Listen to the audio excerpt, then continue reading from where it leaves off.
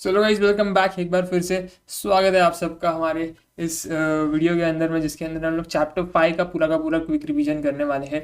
And यहाँ पे हमारा इकोनॉमिक्स इस वीडियो के साथ पूरा का पूरा ख़त्म हो जाएगा। सो बिना किसी देरी के साथ करते हैं शुरुआत चैप्टर नंबर 5 की। एंड यहाँ पे नोट्स मैंने यहाँ पे रेडी करके रख लिए हैं। एंड हम लोग सीधा सीधा शुरू करेंगे बिजनेस साइकिल के चैप्टर नंबर 5 के साथ में। एक डिस्क्लेमर दे देता हूँ, थोड़ा सा मैंने अच्छे से इसको कवर किया हुआ है। बहुत सारे बच्चे मतलब जब तक ओल्ड सिलेबस चल रहा था तो इसको ऊपर ऊपर से देख लेते थे, लेकिन जब भी अभी न्यू सिलेबस की बात आ गई है तो इंटरमीडिएट में भी देखा गया था ये।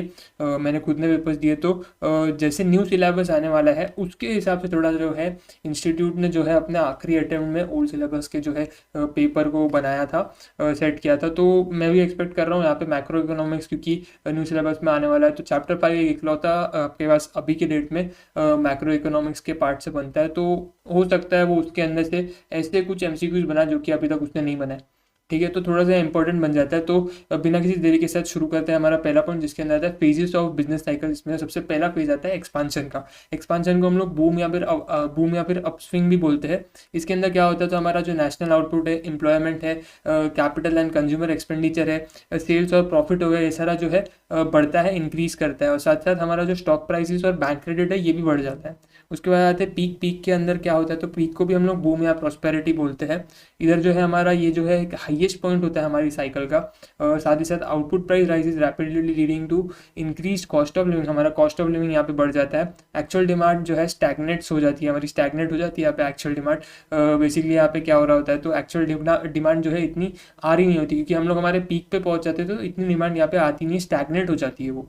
This is the end of expansion. यहाँ पे एक्सपांशन जो है एंड हो जाता है। And occurs when economic growth has reached a point where when it will be stabilize for short period and then move in reverse direction. वो वहाँ पे एक ऐसे पॉइंट पे आ चुकी है जहाँ पे आके वो स्टेबलाइज हो चुकी है, और उसके बाद वो रिवर्स डायरेक्शन में चलेगी। यानी कि हमारा जो है एक्सपांशन हो रहा था अभी तक, तो अभी हम लोग जो है डाउनफॉल की तरफ जाएंगे, डाउन स्विंग की तरफ जाएंगे, यानी कि कॉन्ट्रैक्शन की तरफ जाएंगे। तो अगला जो फेज आ रहा है वो आ रहा है कॉन्ट्रैक्शन। कॉन्ट्रैक्शन के अंदर हमारा एम्प्लॉयमेंट, इन्वेस्टमेंट और प्रोडक्शन, ये तीनों चीज़ें गिर जाती है, फॉल करती है। और हमारा जो इनपुट डिमांड होता है वो उसको भी जो है उसके अंदर भी हमको डिक्रीज देखने को मिलता है, डिक्रीज इन इनपुट डिमांड। जो भी हमारे इनपुट्स होते हैं उसके डिमांड के अंदर भी डिक्रीज मिलता है देखने को हमको। उसके बाद आता है थ्रो। थ्रो के अंदर क्या होता है, तो प्रोनाउंसिएशन इधर उधर हो सकता है, डिप्रेशन भी बोलते हैं इसको हम लोग। एक्सट्रीमली स्लगिश इकोनॉमिक एक्टिविटीज यहाँ पे होने लग जाती है। Growth rate become negative, negative growth rate बन जाता है हमारा। Level of national income decreases, हमारा लेवल ऑफ नेशनल इनकम भी डिक्रीज हो जाता है। Expense declines rapidly, forcing firms to shut down several production facilities. Several production facilities भी हमको यहाँ पे बंद करनी पड़ती है। एक डायग्राम मैंने जस्ट फॉर अंडरस्टैंडिंग यहाँ पे रखा हुआ है। उसके बाद आ जाते हैं इकोनॉमिक इंडिकेटर्स के ऊपर। इकोनॉमिक इंडिकेटर्स जो है 3 प्रकार के होते हैं। सबसे पहले आता है लीडिंग, फिर आता है लैगिंग, फिर आता है को इंसिडेंट या फिर कॉन्करेंट इंडिकेटर्स। इसके अंदर एग्जाम्पल्स भी यहाँ पे दिए हुए हैं, जैसे कि लीडिंग इंडिकेटर्स के अंदर change in stock prices, new orders for capital and consumer goods. Lagging indicators के लिए एग्जांपल बन जाएगा आपका unemployment, corporate profit, labour cost per unit of output, ये सारी चीज़ें बन जाएगी। उसके बाद कोइंसिडेंट या फिर आपके कॉन्करेंट इंडिकेटर्स में जो आ जाएगा जीडीपी आ जाएगा, इन्फ्लेशन आ जाएगा, इंडस्ट्रियल प्रोडक्शन आ जाएगा। तो ये सारी चीज़ें अंदर आ जाएगी। इसके बाद जो मैंने इसको चाहता तो यहीं पे भी खत्म कर सकता था, एक एक लाइन जो है लीडिंग और लैगिंग के इस पर मैं डाल करके छोड़ सकता था यहाँ पे, लेकिन मैंने इसको लीडिंग और लैगिंग इन सब पर इस पूरे पार्ट को डिटेल में कवर किया, क्योंकि मैं एक्सपेक्ट कर रहा हूँ कि अच्छा खासा इंस्टीट्यूट इसमें से जो है मतलब क्वेश्चन बना के पूछ सकता है। तो इसको थोड़ा डिटेल में समझेंगे। A leading indicator is a measurable economic factor that changes before the economic starts to follow a particular pattern और ट्रेंड। एक इकोनॉमी सबसे पहले एक पैटर्न या ट्रेंड को फॉलो करे, उससे पहले हमको जो है इंडिकेशन दे देता है। इसको इसलिए हम लोग उसको लीडिंग इंडिकेटर बोलते हैं कि भाई जो होने वाला है उससे पहले ही हमको जो है पता लग जाता है, तो वो बन जाएगा लीडिंग इंडिकेटर। बिफोर जहाँ पे आ गया वो आ गया लीडिंग में। In other words those variables that changes before the real output changes. हमारा रियल आउटपुट चेंज है उससे पहले हमको जो है इंडिकेटर्स मिल जाते हैं, कुछ वेरिएबल्स चेंज हो जाते हैं, हमको दिख जाते हैं। Are called as leading indicators. Leading indicators often change prior to large economic adjustment. Examples के इस पे देखें तो चेंज इन स्टॉक प्राइस, ऊपर भी देखा था हमने, profit margins, profit indices such as housing हो गया, इंटरेस्ट रेट्स हो गया, प्राइजेस हो गया, generally seen as precursors of upturn और downturn. Similarly, value of new orders of for consumer goods, new new orders for plants and equipment, building permits for private houses fraction, ये बहुत सारे example इसके अंदर आपको देखने को मिल जाएंगे। उसके बाद आ जाते हैं leading indicators, though widely used to predict changes in the economy are not always accurate. याद रखना, अगर एमसीक्यू आता है ये बोलता है आपको कि भाई कौन सा इंडिकेटर है जो कि हमेशा एक्यूरेट नहीं होता, तो इसका आंसर आपका लीडिंग रहेगा। लीडिंग इंडिकेटर हमेशा एक्यूरेट नहीं होते हैं, कभी कभार ऐसा भी होता है एक्यूरेट नहीं हो। इट मे बी वीक्स और months after stock market crash हो गया उसके बाद हमको जो है मतलब हमको पहले इंडिकेटर दिख जाए, लेकिन एक हफ्ते बाद या फिर महीने भर बाद हम लोग उसको जो है एक्चुअल में होता हुआ देखेंगे। Begins to show signs of receding nevertheless it may never happen. ऐसा भी हो सकता है कुछ हमको इंडिकेशन दिखे लेकिन वैसे कुछ हो ही ना, तो ऐसा जो है ये इसलिए एक्यूरेट नहीं माना जाता है रीडिंग इंडिकेटर। तो ये पॉइंट इंपॉर्टेंट थी। उसके बाद आता है लैगिंग इंडिकेटर। लैगिंग इंडिकेटर के अंदर में क्या होता है, तो reflect the economy's historical performance, आपकी इकोनॉमी के हिस्टोरिकल परफॉर्मेंस को जो है ये बताता है lagging indicator. And changes in this indicators are observable only after an economic down trend. तो लीडिंग बिफोर चलता था, ये आफ्टर चलेगा, ये होने के बाद हमको जो है शो करेगा, इंडिकेशन दिखाएगा, और उधर हमको जो है पहले ही पता लग जा रहा था, इसलिए वो लीडिंग था, ये लैगिंग है। लैगिंग मीन्स मतलब आप में थोड़ा लेट में हो रहा है, afterwards. And economic trend of pattern has already occurred. In other words, variables that change after the real output changes are called as lagging indicators. जो आपके वेरिएबल्स बाद में चेंज होते हैं, आपके रियल आउटपुट के चेंज होने के बाद जो चेंज होते हैं वो लैगिंग इंडिकेटर्स होते हैं। If leading indicator signal the onset of business cycle, lagging indicator confirm this trends. आपके लीडिंग इंडिकेटर्स बताते हैं भाई ये होगा, तो लैगिंग उसको कंफर्म करते हैं कि भाई हाँ ये हो चुका है, या फिर ये होएगा, ऐसा गारंटी दे देता है हमको, ये कंफर्मेशन मिल जाता है बेसिकली लैगिंग इंडिकेटर से। Lagging indicators consist of measures that change after an economy has entered a period of fluctuation। आपके period of fluctuation में enter होने के बाद जो है हमको ये indicators दिखने को मिलते हैं। Some examples of lagging indicators are unemployment हो गया, corporate profits हो गया, labor cost per unit of output हो गया, interest rates हो गया, the consumer price index and commercial lending activity। ये सारे जो है इसके अंदर examples के अंदर आ जाते हैं। फिर आता है थर्ड टाइप ऑफ हमारा इंडिकेटर जो कि आता है coincident indicator. Coincident economic indicators are also called as concurrent indicators, coincide or occur simultaneously occur होते हैं with the business cycle movements. Since they coincide fairly closely with changes in the cycle of economic activity, they describe the current state of business cycle। आपका current state of business cycle क्या current में हो रहा है, ये उसके बारे में हमको बताते हैं। In other words, these indicators give information about the rate of change of the expansion or contraction of an economy more or less at the same point of time it happens।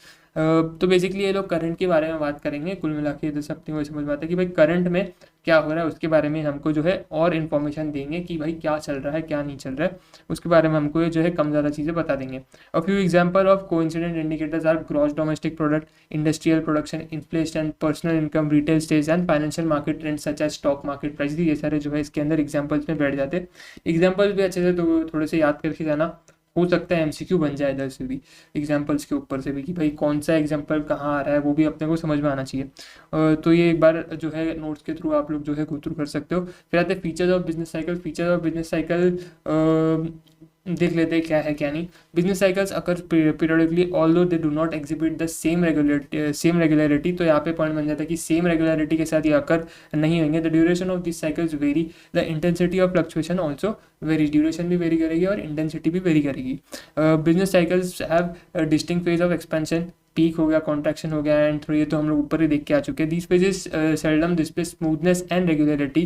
The length of each phase is also not definite. Length भी जो है definite नहीं होता है इनका। Business cycle generally originate in free market economies में जो है ये जनरली ओरिजिनेट होते। तो ये सारे एमसीक्यू वाले पॉइंट है, तो पढ़ने ही पढ़ने अपने को ये। They are pervasive as well. Disturbance in one or more sectors get easily transmitted to all other sectors. यानी कि एक सेक्टर में आ जाएगा तो वो जाहिर सी बात है दूसरे सेक्टर में भी आके उसको अफेक्ट करना शुरू कर जाएगा। अगर कोई भी डिस्टर्बेंस हमको एक सेक्टर में देखने को मिलता है तो दूसरे सेक्टर्स को भी अफेक्ट करेगा, इसलिए हम लोग उसको परवेसिव भी बोल रहे हैं।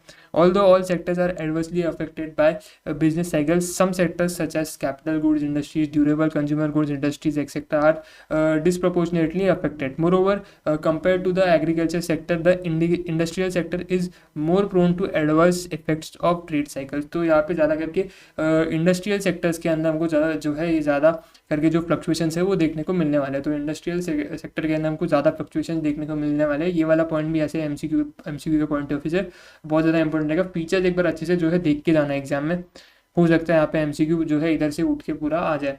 उसके बाद आता है business cycles are exceedingly complex phenomena. ये जो है कॉम्प्लेक्स फिनोमेना होता है। They do not have uniform characteristics and causes, they are, तो यहाँ पे ये वाला पॉइंट में इंपॉर्टेंट बनता है कि कोई भी यूनिफॉर्म कैरेक्टरिस्टिक्स नहीं होते इनके। They are caused by varying factors, therefore it is difficult to make an accurate prediction of trade cycles before their occurrence. तो यहाँ पे एक्यूरेट प्रोडिक्शन करना बहुत ज़्यादा मुश्किल हो जाता है। Repercussions of business cycles get simultaneously felt on nearly all economic variables, that is output, employment, investment. तो इन सब पे जो है आपके ट्रेड साइकिल्स के, अपने जो बिजनेस साइकिल्स है उसके जो है यहाँ पे कॉन्सिक्वेंसेज हमको देखने को मिलता है। यहाँ पे जो अफेक्ट करते तो आउटपुट को अफेक्ट हम लोग होते हुए देखते हैं, एम्प्लॉयमेंट को होते हुए देखते हैं। तो ये सारा जो रिपरकशंस है वो ये लोग ये चीज़ें जो है फेस करते हैं।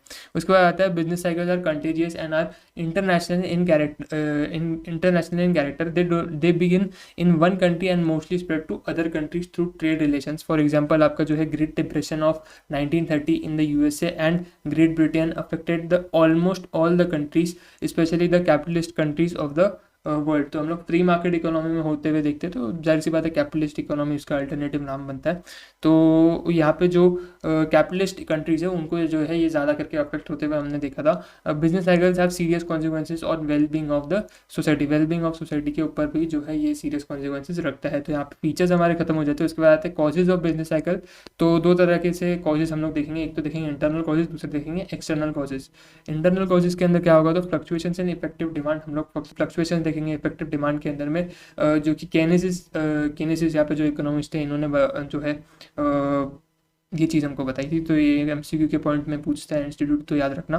फ्लक्चुएशन से इन्वेस्टमेंट जो है प्राइम कॉस्ट होता है हमारे बिजनेस साइकिल का। Variations in government spending, macro economic policies, money supply. Macro economic policies और मनी सप्लाई को भी मॉड्यूल में देखोगे तो अच्छे तरीके से उन्होंने समझाया था वहाँ पे, लेकिन रिवीजन के इसमें इतना काम का नहीं, और एग्जाम पॉइंट ऑफ व्यू से मेरे को इतना काम का नहीं लगा, तो मैंने उसके आगे कुछ ब्रैकेट में लिखा नहीं समझाने के लिए। बट ऊपर के दो पॉइंट थे, उसके अंदर केनेसिस जो है वो बहुत ज़्यादा इंपॉर्टेंट वाला एमसीक्यू बन जाता है कि भाई फ्लक्चुएशन इन इफेक्टिव डिमांड जो है केनेसिस के अकॉर्डिंग में जो है उधर बातें लिखी गई है। और नीचे फ्लक्चुएशन इन इन्वेस्टमेंट यहाँ पे प्राइम कॉज होता है हमारे बिजनेस साइकिल का। ये वाला पॉइंट दो इंपॉर्टेंट है, तो मैंने वहाँ पे एक्सप्लेन करने के लिए लिख दिया है। फिर आता है अपने आगे बढ़ेंगे तो हमारे साइकोलॉजिकल फैक्टर्स भी इधर अंदर आ जाते हैं। तो साइकोलॉजिकल फैक्टर्स में जो है पिगोयू जो भी इनका नाम है, इनके अकॉर्डिंग में जो है यहाँ पे बातें लिखी गई है। तो modern business activities are based on the anticipations of business community and are affected by waves of optimism और पेसिमिज्म। तो यहाँ पे जो है साइकोलॉजिकल फैक्टर्स भी जो है आपके जो है इंटरनल कॉज बन जाते हैं आपके बिजनेस साइकिल का। ये पिगोयू ने बोला था, तो ये भी बात हमारे लिए इंपॉर्टेंट बन जाती है। फिर एक्सटर्नल कॉजेज के अंदर तो जो है सिंपल से बात आ जाती है, तो war, post war reconstruction, technology shock, natural factors, population growth, ये सारे आपके एक्सटर्नल कॉजेज हो जाते हैं। दो आखिरी लाइन हमारे इस चैप्टर की ये बनती है कि the process of reversal that is recovery is initially felt in labour market. ये लेबर मार्केट में इनिशियली जो है हम लोगों ने फेल्ट किया था प्रोसेस ऑफ रिवर्सल रिकवरी को। Recovery acts as a turning point from depression to expansion, ये बात भी हमको समझनी पड़ेगी। Trade cycle is a purely monetary phenomena. ये हैवट्रे ने बोला था, हैवट्रे जो भी इसका नाम है, तुम लोग देख लेना, नोट्स टेलीग्राम चैनल पे तुमको मिल जाएंगे। इसी के साथ चैप्टर 5 यहीं पे ख़त्म हो जाता है। अगर किसको ये थोड़ा सा फास्ट लगा रहेगा, फिर लगा रहेगा मैंने कुछ चीज़ समझा ही नहीं, तो ये रिवीजन मैं करा रहा हूँ, जिसमें को पूरे पॉइंट्स रिकॉल कराने हैं। मेरा मोटिव सिर्फ और सिर्फ ये है कि 1.5 डेज में तुम लोग जो है पूरी तरीके से तैयार होकर एग्जाम में उतरो। तो इसके लिए तुमको सारे पॉइंट्स रिकॉल होने बहुत ज़्यादा ज़रूरी है। तो उस पॉइंट ऑफ व्यू से मैंने ये नोट्स को तैयार किया है, और उसी पॉइंट ऑफ व्यू से मैंने ये वीडियोज़ को जो है रिकॉर्ड किया हुआ है। यहाँ पे मैं अगर एक एक पॉइंट को समझा के ट्रांसलेट करने में, रुकने में, एक एक पॉइंट का मतलब बनाने में मैं रुकूँ, तो ये क्विक रिवीजन सीरीज़ के बदले बहुत ज़्यादा लॉन्ग बन जाएगी, तो मेरे को जो बनानी नहीं है। तो उसको क्विक ही रखना है। मेरे को 1.5 दिन का मेरा पूरा का पूरा ये जो मोटिव है कि तुम 1.5 दिन में अच्छे से रिवाइज कर लो, या फिर तुम अभी अकाउंट्स कर रहे हो, लॉ कर रहे हो, या फिर मैथ्स कर रहे हो, तो उसके बीच में कभी कभार लगता है कि भाई कुछ चीज़ भूल रहे हैं, या फिर थोड़ा सा कुछ इकोनॉमिक्स कर ले, थोड़ा सा माइंड भी रिफ्रेश हो जाए। और माइंड को हमको किधर और डालना नहीं होता है, पढ़ाई में ही रखना होता है। तो उस पॉइंट ऑफ व्यू से तुम्हारा कम टाइम में जो है काम हो जाए, उस पॉइंट ऑफ व्यू से मैंने ये सारे वीडियोस को बनाया हुआ है, और उस पॉइंट से मैंने नोट्स को बनाया हुआ है। नोट्स में तो मेरे को नहीं लगता कोई भी कमी रही होगी, बट वीडियो मेरा ये फर्स्ट टाइम था, तो शायद कुछ कमी रह गई हो तो तुम लोग मेरे को कमेंट सेक्शन में बता सकते हो, क्योंकि मैंने अभी लॉ के भी लेक्चर्स जो है शूट करने बाकी है मेरे। बीसीआर का इसके तुरंत बाद मैं वीडियो डाल दूंगा, तो चैप्टर 5 का वीडियो जैसे ही हमारा अभी ये आ जाएगा मैं इसको एडिट करके डाल दूंगा, उसके तुरंत बाद आपका बीसीआर का वीडियो भी मैं जो है अपलोड कर दूंगा। तो बीसीआर में हमने 30 मिनट्स के अंदर पूरा का पूरा बीसीआर कवर किया हुआ है, तो उसका लिंक भी आपको जो है डिस्क्रिप्शन में मिल जाएगा। एंड जैसे ही वो अपलोड हो जाएगा तो चैनल पे आपको दिख जाएगा। एंड उसके बाद लॉ की सीरीज़ हम लोग शुरू कर रहे हैं, नोट्स मैंने बनाने ऑलरेडी शुरू कर लिए, तो थोड़े टाइम में लॉ की सीरीज़ भी मैं लेकर आ जाऊँगा। मेरा टारगेट ये है कि इंडियन कॉन्ट्रैक्ट एक्ट हम लोग कुछ 50 to 40 मिनट्स के अंदर पूरा निपटा दे। और सेम फॉर सोगा पार्टनरशिप एंड कंपनी लॉ, तो एलएलपी भी। तो thank you so much for watching this video. ज़रूर अपना जो है फीडबैक मेरे को कमेंट सेक्शन में देना। ध्यान रखना अपना, अच्छे से मन लगा के पढ़ाई करना। All the very very very best to you guys. And कोई भी दिक्कत हो तो कमेंट सेक्शन खुला है। बाकी मिलता हूँ अगली वीडियो में बीसीआर के, तब तक के लिए ध्यान रखना अपना। टेक केयर एंड लगे रहो। All the best.